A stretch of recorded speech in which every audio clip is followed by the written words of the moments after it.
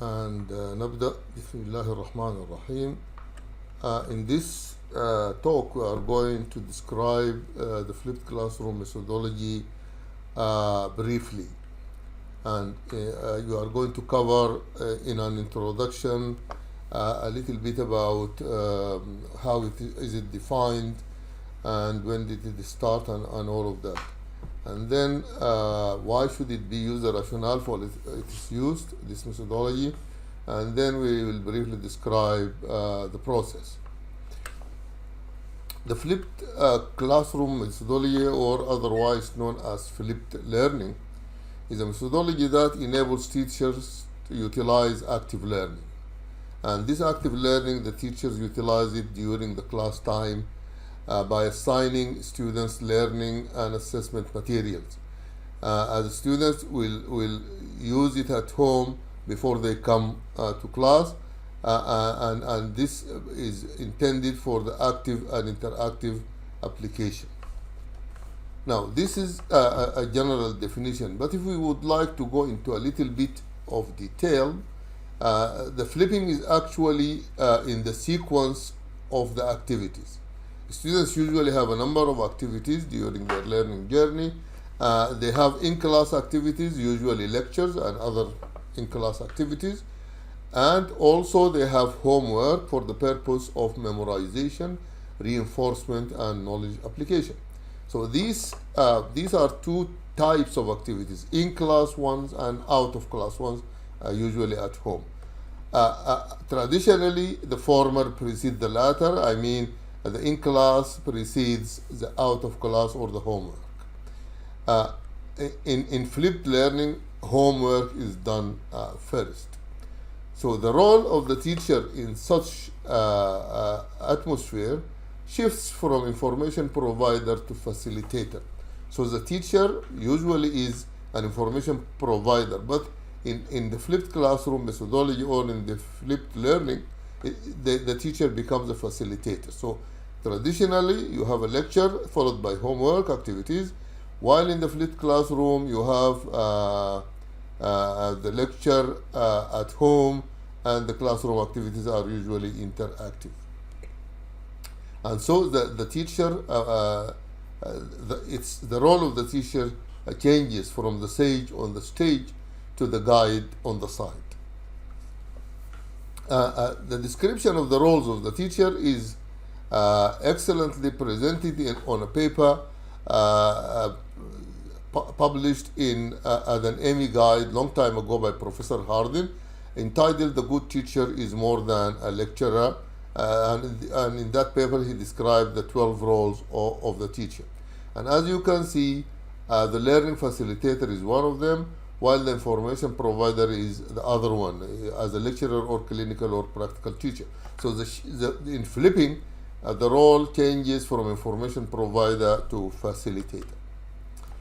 Now, the required preparations are usually done and communicated through technology. And this is a very important point, because technology is now not just accepted and adopted, it is now preferred, because it makes the life of students and teachers easier, but it also makes learning more effective and efficient. So in the traditional classroom, the instructor prepares material to be delivered in class. The students listen to the lecture and other guided instruction in class and take notes. Homework is assigned to demonstrate understanding. This is the traditional classroom. While in the flipped classroom, the instructor records and shares lectures outside of class. The students watch or listen to lectures before coming to the class, and the class time is devoted to applied learning activities and more higher order thinking tasks. The students then receive support from instructors and peers as needed, before and after the in-class activity. This is a major difference between the traditional classroom and the flipped classroom. Now, the in-class activities are different in flipped learning. Traditionally, in-class activities include lecturing, tutorials, seminars, practical sessions, demonstrations, etc. While in the flipped classroom or flipped learning, The activities are usually discussions, exercises, games, assessment activities, task-based learning, team-based learning activities, and all of that. So there is a difference even in the activities themselves done in the classroom. So TBL, topic-based discussions, and the reporting sessions of PBL can all be considered as flipped learning. Now, also the place for addressing the various levels in the knowledge domain of Bloom's is also flipped. So where do we address the different levels in the knowledge domain of the Bloom's taxonomy? Now, if we review the levels, they start at the bottom from remembering, and then understanding or comprehension, then applying, then analyzing, then evaluating, then creating. Now, these are starting from lower order thinking to higher order thinking. Now, if we look at the details in the remembering, it is just about recalling relevant knowledge from long-term memory, and then making sense of the material you have learned in the understanding level. Then you use the knowledge gained in new ways when you apply the knowledge. Then you break the concepts into parts and understand how each part is related to one another. Then you evaluate, making judgments based on a set of guidelines. And then at the top of the pyramid, you have putting information together in an innovative way. So these are the 6 levels of the Bloom taxonomy in the knowledge domain. Now, if we look at them in the traditional classroom, the students go through the remembering and understanding part, and then they go home, and in their homework they apply, they analyze, they evaluate, and they create. While in the flipped classroom, actually they do the remembering and understanding part of the knowledge domain, the 2 levels. Then they come in class and they apply, analyze, evaluate, and create. So the levels are now addressed differently. The first 2 levels in traditional class format, they are addressed in class, while the higher levels are addressed in class in the flipped classroom format. This is generally what the flipped classroom is, or flipped learning. Now, why should it be used? What is the rationale? What is the justification for its use? Now, the first one is that what I just explained. It achieves higher levels of learning. Now, do we mean that the traditional approach doesn't achieve higher levels? Yes, it does, but there is no guarantee. But now in the flipped classroom, the teacher makes sure that the students have achieved this higher level of learning, because they are achieving them in class, while in the traditional, it's assumed that they achieve these higher levels at home through homework. The other thing, there is more educator-learner interaction. There is some educator-learner interaction in other methodologies, but in the flipped classroom, there is more educator-learner interaction. And by the way, there is more learner-learner interaction to that matter. Now, also it can better detect concepts that learners are struggling with, and this is done in the classroom activities, and then the teacher can deal with these issues in which students are struggling. The point I mentioned earlier, that it takes advantage of educational technology, because most likely the teacher will post or communicate the learning and assessment material through technology. So it takes advantage of education technology, which has always been there, but not effectively and efficiently utilized. So the flipping will allow the taking advantage of educational technology. It also promotes self-directed learning through the directed self-learning aspect of the flipped classroom. So the students are directed to learn, but they self-directedly learn because they might not limit themselves to what the teacher posted as learning materials. Now, the learners also can move through the materials at their own pace, in their own time, in their own place, and so on. And then also it can involve external subject experts. They can consult materials online, video material, or even interactive work, for pre-work from area experts, so they can consult other resources before they come to class. These are the major advantages or the major justifications for the use of the flipped classroom methodology. Now, how is it done? There are many aspects that need to be explained as far as the process is concerned. The first one is applying the ADDIE design to prepare the overall environment for flipped classroom methodology.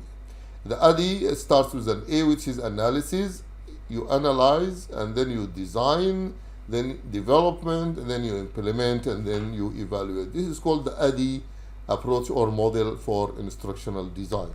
So, and these are the details of what it means. Analyze, what are the goals, who is the target audience, what are the required resources. So this is the analyze part.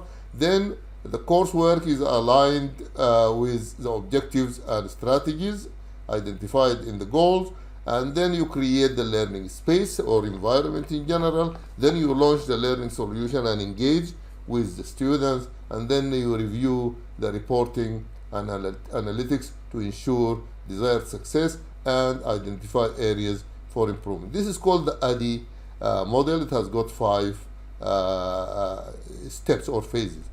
Now, if we apply this to the flipped classroom methodology, in the analysis phase, analyzing the feasibility for implementation, because if you apply it in an environment that is not supportive of this type of learning, then you will have issues.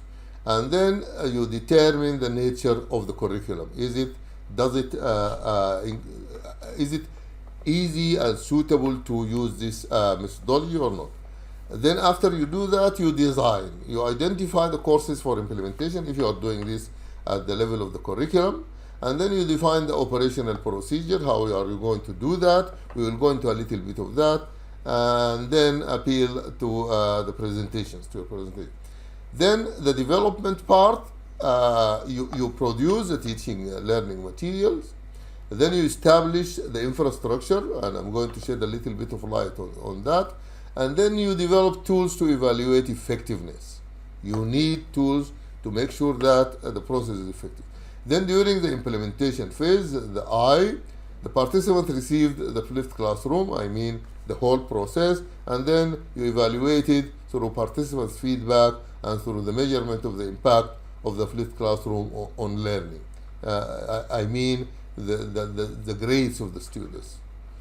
And as far as establishing the infrastructure is concerned, the presence of functioning and accessible learning management system, I don't want to say it's essential, I will say it is helpful. If there is a functioning and accessible learning management system, that is going to help in implementing the flipped classroom methodology. And then you need to train the teachers on the preparation of learning objects in particular. The training should include all aspects, but one of the most important is how teachers can develop learning objects, whether they are video recordings or audio recordings in a PowerPoint presentation or whichever. And then you avail the tools needed for the preparation of the learning objects. You cannot ask the teachers to prepare videos and you don't provide them with the tools for that. So you need to prepare the tools, and there are many tools in the market.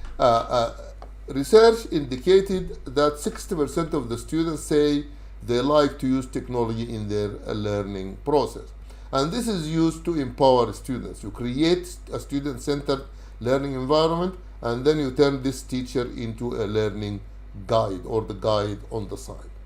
Then after empowering, you use technology. And because in one study, 200 teachers had flipped their classes, 85% saw an increase in grade. So using technology and flipping, there is evidence that it works. So you use technology to allow easy access to learning materials anytime and anywhere, including video lectures, online studies, reading materials, audio and video resources. Then you evaluate, and also a case study reported that 95% of students believe video lectures enhance their learning. So evaluating learning outcomes regularly and adapting exercises to student needs, and you can use learning analytics for that. They provide insights into areas where students lack knowledge, skills, and allow teachers to adjust accordingly. Also, in a study, 69% of students and 73% of academic staff already use digital content in their classes. So the study proved that even before this flipping era started, a large number or a large percentage of students and teachers are using technology. 60% of these teachers who have flipped their classroom believe online learning increases student motivation. So creating learning communities where constructive criticism is valued, this is important, and in it, teachers exchange educational ideas with peers to create better learning environment. So there is evidence that the use of technology is well supported both by students and teachers. And so these tools are very useful in the creation of learning objects. The one I use, and it's very useful and it's used by many institutions, is TechSmith Camtasia. And this is very similar to any video editor, and there is a lot of them, but it is user-friendly and it's very it's valuable and effective. Also, there is a free software. It's an open source. It's called Kaltura, and this Kaltura is an open source. You can use it online, or you can download a desktop application version of it. Also, the environment is very similar to any video editing application. TechSmith has got another one which is called TechSmith Nomia. And TechSmith Nomia is different from Camtasia, is that it has got a streaming capability. It has got a server in which you can save your learning material. You can link it directly to the students and so on. So this Nomia is very useful for learning objects, and this is how it looks as a platform, because it has got a library and you can save all your objects in that library. There is also Yuja, and it's very similar. It has got a similar environment, and it is similar. So Nomia and Kaltura and Yuja, all of them are not just video editing software. They are platforms that allow you create learning objects. So they need to be. Also Panopto, very useful, similar to the other three. It can be used as a platform as well as a learning object production application. So this is Panopto.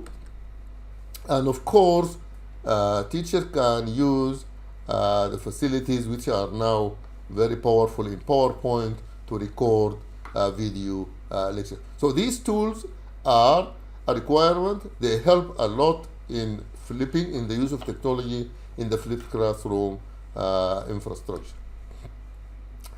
So after that, you need to prepare the students for active engagement and directed self-learning.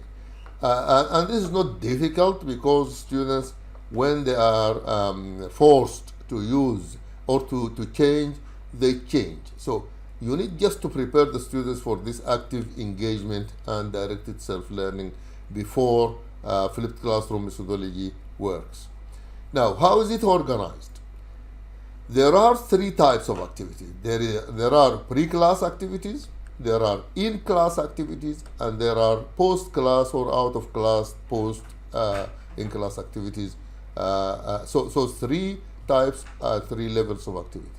If we start describing the pre-class activities, as you can see, the pre-class and the post-class are both done at home. They are out of class. And then in the class, the students practice applying key concepts with feedback. So the goal for students be first prepare to participate in the classroom activity at home, and then they come to the classroom to practice applying key concepts with feedback, and then they go back and check their understanding and extend their learning. So 1 in class, 2 out of class, out of these 3. If we compare it with the old, the students read the material, probably, maybe they wouldn't. Then they come to a lecture and listen. Then you go and attempt the homework. Nobody knows whether these are effective or not, but in the new flipped classroom or flipped learning era, before the class students complete interactive learning module. So they not only they read material, but they are required to attempt some assessment activities or some reinforcement activities. Then they come to the classroom. The students practice applying key concepts with feedback, and then after the class, the students check understanding and extend learning to more complex tasks. So this is the structure of the flipped learning or flipped classroom material. So what are the pre-class activities? The teacher prepares learning and assessment materials, both of them, and then the learning materials that they are produced include video recording of short PowerPoint presentations, a book chapter, for example. The teacher selects a book chapter and sends it to the student and asks them to go through the chapter, and then a publication about any aspect, any topic, or an online video, not necessarily produced by the teacher. It can be ready-made in YouTube or any other platform. All of these are considered learning materials. Now, this is, I'm repeating this because there are issues involved. In traditional classroom, they may or may not study for upcoming class. This is important. Also, attending face-to-face lectures, they might not concentrate during the lectures because they are not assessed after the lecture. Then applying the learning concept in the homework, maybe some teachers will require that they do homework and bring it for evaluation. But in the flipped classroom, preparing for the upcoming class is essential, and it is checked. And then it is checked again when they come to the classroom with guidance. They apply it with guidance. And then the checking of understanding and extending of the learning is done also with guidance. Now, assessment activities in the pre-class include a quiz, maybe a hard copy of a quiz or an online copy after they do the learning part, or they might be asked to report following watching an online video, for example, or reading a paper, or a quiz embedded in an interactive video, for example, using H5P methods, and other interactive quizzes. Also in H5P, it is not just quizzes, but there are games, there are drag and drop and interactive images and lots of interactive material. So all of these can be used in the as pre-class activities. They can also be given a clinical problem and they are asked to go through it and do some exercises on it and so on before they come to the class. So pre-class activities include learning activities and include assessment activities. Also, they can be asked to prepare a demonstration. So a demonstration is an assessment or an evaluation activity to check. The in-class activities include different types of activities, but this is just a short list. After they study at home, quizzes with immediate feedback are done. Or you can divide the students into bus groups and give them tasks related to what they studied at home. Or you can do what is known as snowballing. Some smaller groups will discuss issues, summarize, and then they come into larger groups and they discuss the issues again and exchange ideas and so on. This is called snowballing. There is brainstorming, it's just open question and answer session. And then there are discussions and group learning, and there are debates, there are presentations. All of those are in-class activities which are not the traditional lecturing style. You can also ask them to role play or demonstrate any issue. So there are in-class learning strategies, and these include the following. There is something called think, pair, and share. Two students every student will think on its own about an issue, then they pair, they come together and discuss, then they present their topic, and this is the share part. This is one aspect. There is something called the 1 minute paper. You would give them a topic, you give them about a minute to summarize their thoughts, and then discuss. There is brainstorming, and I mentioned that in the general methodologies. It is also one of the strategies. Problem solving, you give them a case study and ask them to solve it. There is concept mapping. You tell them about, you read about this issue, can you draw it on paper as a concept map, or an illustration, drawing or diagramming. Also, there is something called the writing prompt. You give them a prompt and you ask them to write about it in short. There is something called peer review. They do something and they give it to their peer evaluate it, and so on. So there are different strategies that can be used in class. Also, there is polling, asking them about something using technology, and this is the polling which is also done in class. These are different type of learning strategies that can be applied as active learning strategies in the classroom. Now, there is an important website that gives beautiful definitions of these 1 minute paper, think, pair, and share, short case studies, and I will share with you this PowerPoint presentation. All you need to do is click on any of these. It will take you to the website where you will find these definitions. You can see what is the question and answer technique, what is the one paper technique, and so on. So this is a question and answer technique. This is the 1 minute paper. Very nice website with short definitions of these classroom strategies. Now, this is done in class. What do we mean by post class? It's supposed to, the learning is supposed to have finished. No, the students, actually the teacher will do some post class activities, and the purpose of these activities are to apply these key concepts to new situations other than the ones done in the class with broader and more complex context. So if you just ask them to read about a topic, you discuss the topic in class, then you give them a case study which is more complex, and ask them to apply what they learned out of class and in class.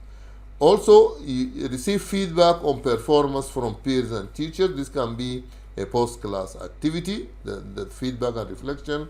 And also, it is intended to provide opportunity for students to reflect on further learning needs and divide improvement strategies. So this is done post-class, and it is as important as the pre-class and the in-class activities.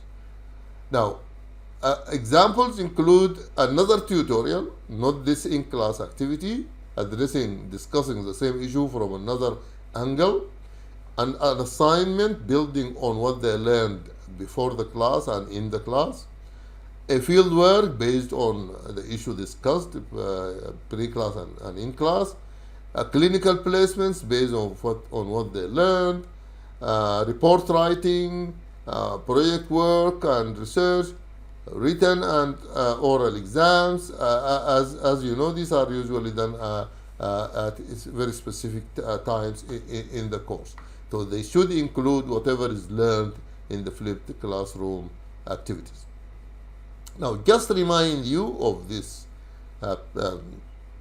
knowledge domain levels to show you that in the pre-class there is understanding and remembering, the lower two in the flipped classroom methodology, and the purpose of that is to define key concepts, to identify relevance of topic, to shift the workload from in-class to pre-class, to embed interactivity or checkpoints for students' feedback, to review and analyze the student responses to these checkpoints. So these are the purposes of understand and remember in the pre-class. Now, examples of activities to embed interactive checkpoints, the short readings, the narrated PowerPoints, the short lecture recording. I mentioned all of that earlier on. But I'm here referring it to the understand and remember part of the Bloom's taxonomy pyramid. Now, when we go to apply and analyze, this is usually done in class.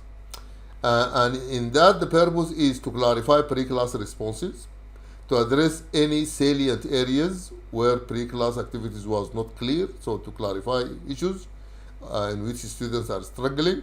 It provides the teacher and peer feedback to the pre-class responses, and then work through instructor-guided examples on real-world applications, and then you highlight relevance. These are the purposes, and these are related to apply and analyze.